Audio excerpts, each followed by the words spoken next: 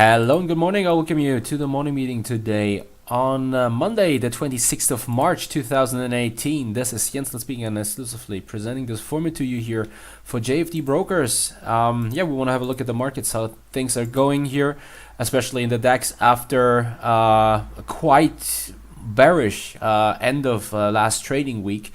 And in fact, it's an interesting trading week because on one hand, you might say, well, is there such a huge, or you might ask, if there's such a huge chance that there will be a big volatility ahead of us based on the Easter weekend, and as some of you might already know, on Friday and also on next Monday, next week, 1 week from now, the DAX is not traded at the Eurex here.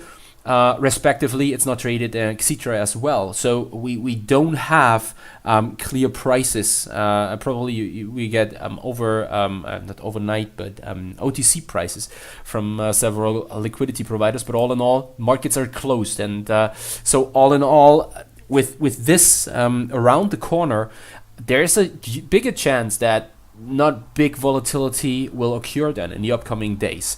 On the other hand, thinning out liquidity, and this is something you might probably get to see from especially Wednesday onwards, is something, especially in the current market environment, which is giving at least a small chance that there could be a bigger move in one or the other direction.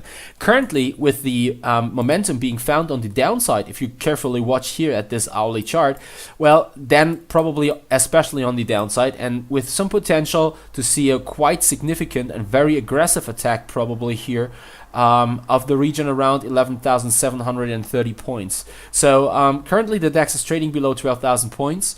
Main reason for that is that on Friday here, and not just on Friday, but also starting already on Thursday, the DAX dropped significantly on the downside, made it back towards 12,000, only to see further pressure then in the afternoon and into the evening. And the main reason for that was, and therefore let me just give you here a short, let me just see, is it, oh no, that's the chat box from Monday. So usually it's in German, but there was one tweet here on Friday which perfectly explains what happened there, especially when looking back at our thoughts here in the morning, or the thoughts presented around the LIBOR overnight index swap rate spread, respectively ratio, which is increasing right now, and could increase further based on this news here. China signals it could ease treasury purchases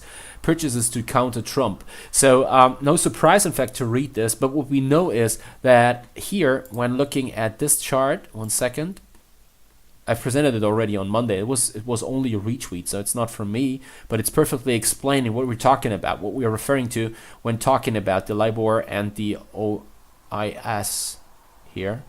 1 second. Oh no, it's 22nd. Where is it? Here. There we go. So the dollar LIBOR overnight index swap spread here is showing that it's increasing, and I think it's not only because short-term rates are rising and the Fed is rising, hiking rates right now, but it's also due to the fact that there is potential tensions building in the credit market. Well, it depends on how you look at this. I mean, some might say, well, probably this rising spread is causing tensions in the credit market. Others might say, well, those tensions, wherever they might come from, this rising spread, wherever it might come from, is something which causes tensions. But it doesn't matter how you look at it. It's a matter of fact that this rising spread here rises even further if you read something like that here, because such a headline indicates that yields are about to keep on rising, because if China does not buy bonds anymore, respectively probably starts to dump bonds here, that will naturally result in yields rising, probably trying to initiate kind of a bullish push in the US dollar, and to again counter the measurements here from the White House in terms of protectionism, tariffs, and all this. So, and this, if you carefully watch at all these developments, is definitely something to worry about and something bearish for the equity markets, and perfectly explains where this pressure comes from here.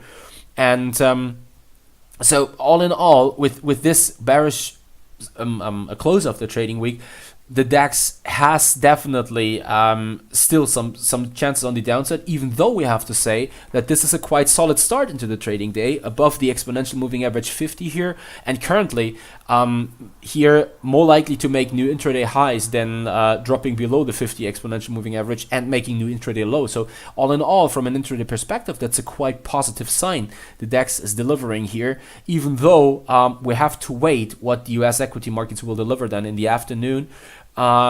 Because there is all the time now the chance that another news like the one on Friday in the afternoon evening here could cause another drop on the downside, and things could turn sour. What I mentioned during the German version of the morning meeting, and somehow I read where I see it right here, that's something very positive. So I said that a drop towards 920 to 930, 935 probably here as the spot market open in turquoise, but also the highs here from this relative high could be a potential long trigger. So far we see a first reaction at least, but you can already see volatility is very, very low. And I said, well, if you plan to go long against this region, because you're not sharing the skepticism, respectively, you're purely technical based trader, and you say, well, what do you want? We're trading above the exponential moving average 50. It's a trend filter above 50, above EMA 50. We are long, so I'm looking for long engagements, and the other way around. If you're going for such an engagement here and place your stop below the intraday lows, which you can find at 11,887 here, well, then I have to say the good thing about the stop here is that if it is hit, and if we are on the wrong side here when going long from the current region, then we definitely know that we are wrong, because then the market is not just making new intraday lows, but would drop below the EMA 50 here too. And this is then a sign from which you should probably start to look for short engagements in this case, and really probably also see a good chance, potential down to at least the close here from last Friday at 9 p.m. GMT, around 11,885, and probably not only that, but also a push below the lows here made on Friday, and a more significant attack at the lows here, the current yearly lows. And this is the thing, to get to see such a move here on the downside and bearish action, probably we have to wait until the US equity markets open. And here, by the way, when looking at this picture, it doesn't look that bearish, to be honest, because the good thing is that, okay, yes, last Thursday and especially on Friday, we kept on dropping and tested the region around the 200, in this case, simple moving average here, 200 SMA. Nevertheless, we didn't break it, and so we are still bullish. And what we also know is that this line is usually acting as kind of support. So it's not that we should look for clear, clean points, exact points here. Nevertheless, the region around this usually acts as kind of support, and it's something we can see already here. Nevertheless, on the other hand, if we break below that, and if we then attack those lows, and fears, anxiety, nervousness, and all this volatility rising, if this happens for whatever reason, well, then there's a good chance that we could see also a quite more aggressive push than below 23,250, probably go as low as 22,000. This is the thing. So currently everything is fine. Nevertheless, keep in mind that with Easter around the corner, there's a chance that liquidity starts to thin out. I won't say dramatically, but at least more significant, and could cause bigger moves in one or the other direction. And that's one of the reasons why you should definitely be careful here. Still be careful as a bull if you're going for aggressive long engagements. So let's just see and wait and see what will happen here. By the way, now we have also summertime here in Germany, respectively in the Eurozone, meaning that now it's 2 hours to GMT. So morning meeting will be at 9:30 a.m. GMT. Plus on top of that, the U.S. market opening is also 1 hour later in case of GMT. That means that we are 1 second. Now I have to calculate this. I'm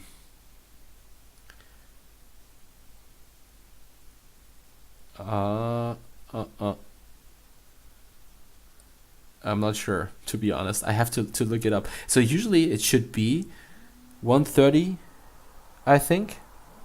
I don't know. To be honest. I don't know. I just have to see. What's the current time in New York? 1 second. So, 1 second. GMT, New York. So let me just see. Scroll down a little. So 6 hours from now. So that means in 4 hours. Yeah, 3. It's 1. It's 1:30. It's 1:30 p.m. GMT. 1:30 p.m. GMT. U.S. market opens. So it's nevertheless in around 4 hours from now. That's definitely for sure. And yeah, let's just see. Let's just wait and see how U.S. equity markets open. So far, again, there's definitely some chance that we get to see some buyers coming in here in the Dow Jones, and potentially, yeah, probably seeing some. We already see some kind of reversal of all the losses here from Friday, but probably we can extend this. If this really happens, there's also a chance that this could then push the DAX towards back above probably 12,000 points. Nevertheless, again, there's still the chance that we'll see another leg lower, especially if the pressure builds from U.S. equity markets. By the way, when looking at the Euro USD here, this is also something really interesting. It's not interesting at all. So to put it simply, I say that we shouldn't expect big impulses to come here from the currency markets, not within the next days, to be honest. So the only really interesting data set which is published, economic data which will be published, is the GDP from the US on Wednesday, and that's it. So in fact, here before Christmas, we shouldn't expect big moves to come, especially not because we are trading still within a range here, and so we are building a range within a range, to be honest. So it's 120, 170, 122.20, and 125.40, 125.50. This is the big range, and then the smaller one, which is here forming, be around 120, 22.50, 24.70, and 24.50 on the upside. And so, all in all, yeah, it doesn't look that promising. So we definitely shouldn't expect for the equity markets big moves to come here from the currency markets, because the economic calendar is very, very thin. And into the weekly close, what we also recognize is that spreads will widen naturally. This is due to the fact that liquidity thins out here around Easter, and will return. So markets are not closed, as the DAX, for example, on Friday, respectively Monday. So markets will be open. Nevertheless, trading conditions will be very, very thin, let's say, and unspectacular. And so yeah, that's it on the Euro USD. Nothing more to add here on this front. What we can also have a look at here is GBP USD, probably still one of the most interesting currencies currently. So we're making it above 142 here, and triggered long against those highs again. And this is now very interesting, because again, we have Easter around the corner, and liquidity will naturally thin out. So what is most likely to happen is that here the current momentum will sustain. So it's a sustainable move here, and I think that there's a high chance that within the next days, probably, and with no big data out there to come. Probably you will disagree a little, at least, because you'll say, well, look at the GDP data here from the UK on Thursday. Yes, you might be right on that one, but nevertheless, the overall liquidity will thin out, and based on that, I think that momentum will be kept up, and in this case then push the GBP pound sterling here most likely up to 140.42.70. This is the region around the February highs, and probably also above that, so up to 143.50 here. And yeah, so that's probably one of the more interesting currency pairs. And in case you're planning to hold this position here in GBP, I think trades from the long side should be favored. Dollar Japanese yen is something which is, yeah, I don't know. Well, the thing is, I mean, we've broken below 105.50 here, and now seeing a retracement. Probably this is something to consider as an opportunity to enter short engagement. So in fact, I've read something very interesting. There was a retweet from someone, and there's someone, or there are at least some rumors, probably this is also one of the drivers here in the current weakness in dollar Japanese yen. There's some rumors that probably Shinzo Abe, the Japanese prime minister, is about to resign. So there's some pressure forming against him, and probably he has to, he won't be the prime minister, the prime minister anymore in Japan. And interesting enough, I mean, he is the main driver behind the current Japanese yen weakness over the last 5 to 6 years. So it could be the end of Abenomics, could be that the Bank of Japan is forced to be more restrictive in their monetary policy. This could definitely lead to some more aggressive capital inflows in the Japanese yen here, and on top of that, could also lead to a potential crash in the Japanese equity markets. And so based on that, I think it's probably it's okay that I think that the picture would start to let's call it lighten up if we make it back above 110.50. And not really seeing any kind of a brighter outlook if we make it back above 108, even though I have to say right now I don't even see that we can make it above that level. And on top, by the way, beside the rumors around Shinzo Abe, we have also still a current account GDP ratio, which is significantly above the one from China. So, and the thing is that I really see potential, not just for Donald Trump, not just to only attack probably Germany, who has a similar current account to GDP ratio, but also to probably attack Japan rather sooner than later. And remember, Japan has an even bigger position in U.S. Treasuries here, which could become a topic rather sooner or later if such a trade war really escalates. And this is definitely also something to watch here, even though that's very long term, in fact. So for the current day, respectively the upcoming days till Easter, I don't see big moves to come in dollar Japanese yen, even though I don't favor long engagements. But if we make it back towards 105.50, 105.70, 105.80, this is a region against which we could probably consider short engagements then. And that's it. Yeah, that's it, in fact. So, and that's it, in fact, around the markets in general. So probably final look here towards on gold. Yeah, we made it above 1,340.42 USD per ounce. So this is a good sign, bullish sign, and delivers some opportunity that we get to see a test around 1,360 to 365 USD per ounce. Rather sooner than later. So the outlook is definitely bullish. Nevertheless, don't expect too much before Easter. And that's it. So I wish you all the best. Happy trading. Watch your stops, and talk to you again tomorrow, 9:30 a.m. GMT. By the way, I can already tell you that on Friday there won't be a morning meeting, and next Monday also. So the last morning meeting this week will be on Thursday, and the first one next week will be on Tuesday then. because of the Easter weekend. And that's it. Yeah, so all the best, happy trading, watch your stops, talk to you again then tomorrow, again, 9:30 a.m. GMT. I definitely look forward to it. If you have any questions, please shoot them over, contact me via mail. I definitely look forward to it. Take care, see you, and bye-bye.